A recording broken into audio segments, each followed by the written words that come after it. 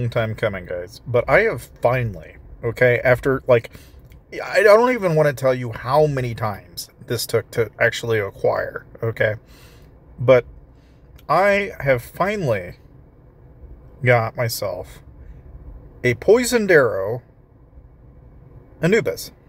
Okay, that is a stupid difficult, for some reason, very stupid difficult thing to acquire. But I finally have it, and so now I'm hoping I can get that one to give me shroom combo. And I'm also hoping I can get the super attack, not so much, it's the super global, crud, where is it? The super crud combo. I'm hoping I can get all three. That's my goal here. I don't know if it's possible to achieve, but there's nothing anywhere that I know that is explicitly telling me that I can have all three of these. So I'm hoping that we can get this skill over, and that's going to give us a 0.2% chance to increase our combo damage and a 40% chance to reduce it by 0.1%, which I don't know, that's going to have a double tapping effect on it, right? It'll increase and decrease. The other thing is we've got debuff immunity that we can try and acquire. Now I know that people are wanting me to try and acquire the so I'm going to take like completely polar opposite, basically take like a 1 to a 0 and see if I can actually acquire our, this one here, the Sunshine Bringer. We're trying, okay, whether we actually succeed or not, I don't know. But it'd also be nice to get this avian, the astronaut B-Duck. So we're just kind of running our luck here and seeing what we can get. But that's the biggest thing I wanted to announce, is that I finally got an Anubis with a poison arrow ability, which has been something I've been striving for. Now, I've been playing around with my artifacts, and honestly, I don't know whether the double-edged string or the carnage is better or worse, depending on what I'm doing, and it's like, I've come to find that if I'm doing a lot of crit, I'm doing great with the flaming carnage, because obviously you look at the crit that you run, and you're going to get some bleed damage, right? But on the same token, every next basic attack I get with this, I'm getting 100% more basic attack AoE. And then if any of the following occur, like after 25 combos, I get 150% additional combo AoE damage. And if I hit 10 skills, then I get 400% AoE skill damage. Yeah, so it's been kind of interesting. I mean, it'd be nice, right, if I had like Chaotic Warlord's Hammer, for example, or even Eye of the Raven for that matter. Anyways, main thing here though, right, is, of course, you got to make sure you get into the habit. If you ain't already doing this, right, you got to make sure you're running. I was like talking to somebody, and he was like curious, like, how often should you be doing this? Like, dude, you get free fertilizer every like couple hours. You need to be running that sucker like every couple hours if you can help it, because that free fertilizer, you can then turn around and basically, even like the free seeds and stuff like that, you go with the actual ad skip, like, you got to be using that. Like, you don't want to not do that. Like, you want to make sure you're using up as much of this stuff as quickly and as often as you possibly can. Because the nice thing about it is you're going to thank me later when you've got a farm event coming around. Now, the big thing is that if, let's say you got like 500k right now, right? You're not gonna rank with 500k more than likely. Like, you're gonna want a little over 1 million, and 2 million's really about where I think the safe place is. Like, you're not gonna get very far if you don't have at least 1 million, but 2 million's gonna guarantee at least a rank, I think. I mean, because I've usually never had too much trouble when I do it that way. But the main thing here is that by doing this and collecting and grabbing all of your harvests and then rinsing and repeating like that, is that you're going to get a lot of stuff a lot faster. Obviously, I've always told you guys that if you want to save some money, you might as well check the description down below and put in my invite code, which is Dakanoth. And of course, I have at the end of the video how to actually use Aptoid, if you're wondering how, right? It's always at the end of the video. But the main thing is that, like, if, let's say, for example, you are working on your farm, I don't know why, but some people apparently don't know that if you click on the chest here, go to privilege, all right, you can grab these, and they're like $5, but I mean, the thing about it is it gets you ahead a hell of a lot faster. And people ask, like, what's the best value? What should I buy? This is like the only tab in this game that I genuinely think anybody should really probably buy. Now, you could, if you want to, like, you know, okay, say there's an event going on, you can go out and, you know, basically bring in some people. So like right now, I've got the choices between some people that are at various different levels. I say, you know, I could grab Trap God, for example. I could grab this guy or this guy. And so like, for example, okay, Pie Palace.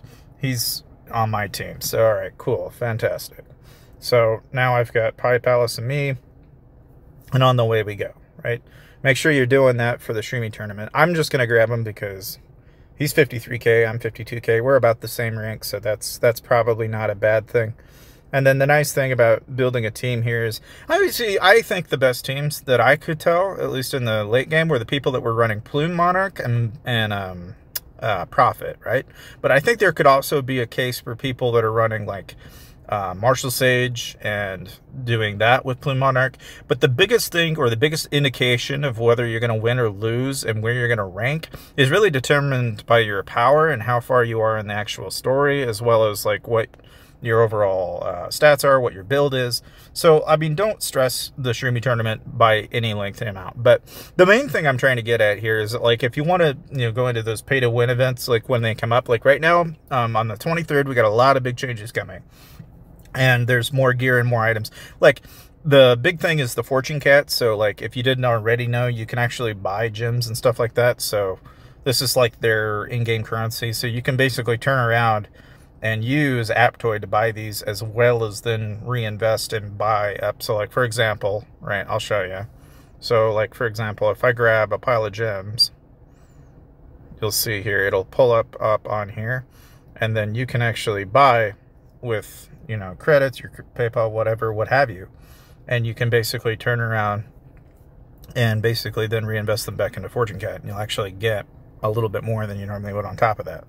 So, to me, it's like a no-brainer, but like you basically get 5% of your money back through Aptoid, and then take that in tandem if you've been using it for a while, like I have. I get like 16%, so it's like really more like 21%, and then, you know, and so on and so on. You know, it's like that's the benefit for anybody out there that's been using Aptoid for a while. Well, of course, I can't leverage the 5%, but, you know, somebody else can. The main thing here, though, right, is so... Oh, boy. I mean, just on that front, right? The main thing with Shroomie Tournament and all that, you know, you've already kind of gotten a gist of what I was saying as far as the build goes. But, like, the other two big things that I've noticed is, like, so right now I'm waiting on getting the back accessory. I'm not quite there yet, but once I get at least 5763, I'll be able to unlock Eager Momentum or any of the extra special skills, and we'll start playing with those and kind of get an idea of, like, what works, what doesn't work, and I'll show you more into that and when that actually comes around. But otherwise, yeah, I mean, obviously between that, doing your cross-server ranked matches is a big thing, right? Because obviously you want to stay up in the rankings and everything. But yeah, more or less, that's what you guys got to look forward to. So I'm going to go ahead and do my ranks and stuff like that. But thank you guys for watching, and naturally, I hope I haven't been a super bore. I'm sure some of you guys probably do find it to be relatively boring, but I don't know. I mean, there is one thing that you can kind of start to see. Like, I'm in Master 1 right now, and you can kind of tell I'm like going to win some of my battles and lose other ones. Like that one, I was like surprised I even won that. I don't know why I won that, to be honest. It was so close. But like that guy, okay, clearly he benefits from like basically being a shielded turtle. That's one advantage of getting the adaptive slime, is you get that with like a shield and you just use a bunch of shield pals. You're basically like a little tank. No, I said Master 1, didn't I? I said Master 3, my bad. But no, the main thing here is that by getting yourself higher and higher up in the ranks, you're effectively going to get yourself in a position where you can really play. Now, obviously, my issue here is a lot of these guys are anywhere between 50 to 57k. My build still, I'm like hemorrhaging on freaking lamps right now because I'm still trying to get eternal gear pieces sorted out, and it just takes a while. Like, unfortunately, there's no easy way to do this other than to just try and acquire lamps in any way possible. And, you know, obviously doing your lamps stages every day, it's one of those things that, you know, it's a grind fest. There's almost no way around it. But, you know, the one thing I can say about it is, you know, unless you know, obviously you can spend your way through it, I guess, but like, you know, just if you're just playing it mildly like I do, it's like, yeah, it is what it is, you know, like you're not gonna stress it too much. But like now I'm at rank 31. That doesn't put me in the worst possible place.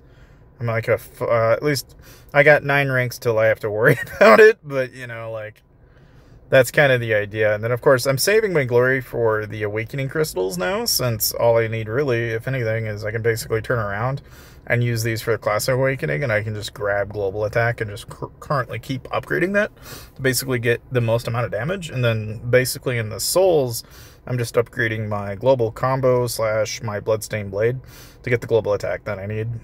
But between those two things, man, that's really about all there is to it. Make sure you check this out if you want to save some money, and I'll see you guys next time.